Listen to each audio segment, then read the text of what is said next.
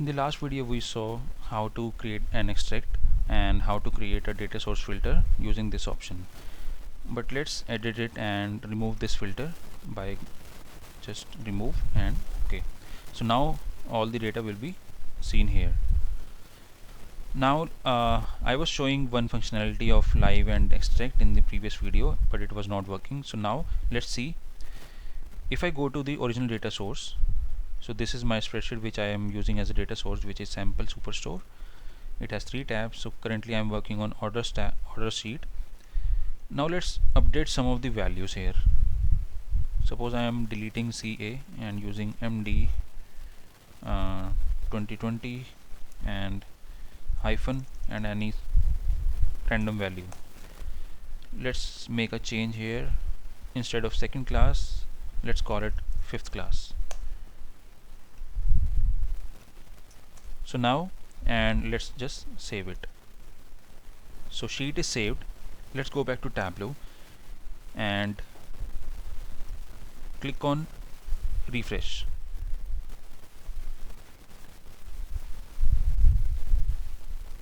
You can see that there is no updation on the data source here, but let's do refresh data source.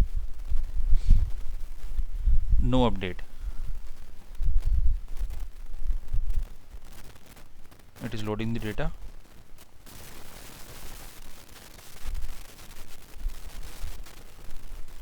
So you can see that this is updated, right? And the extract that we were using before, that we have saved as .hyper, let me show it. Go to this. We saved it under data sources like orders, sample, superstore.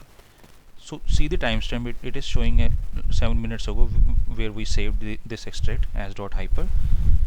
So in this extract, it will have the snapshot of the data which was 7 minutes ago.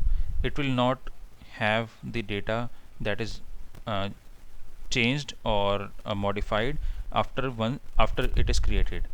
So once this extract is created, we cannot update it until and unless we save it again. So next time if you use the same extract, these changes will not be reflected in your data source.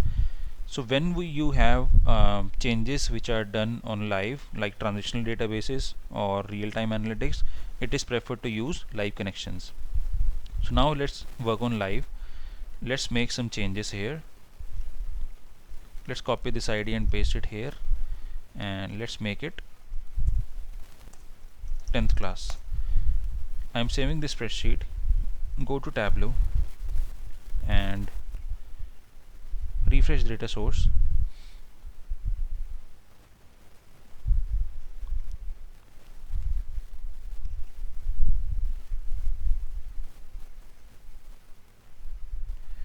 It is refreshing, and yes, indeed it worked.